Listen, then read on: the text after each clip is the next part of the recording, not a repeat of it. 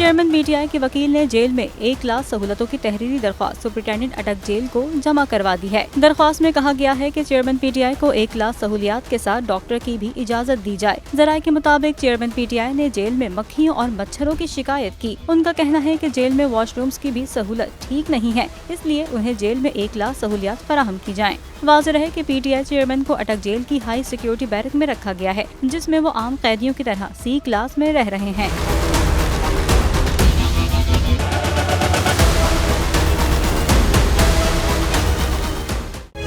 तारीख का अमीर,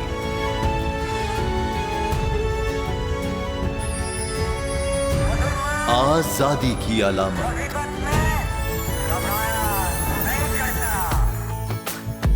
हुस्न का आईनादार,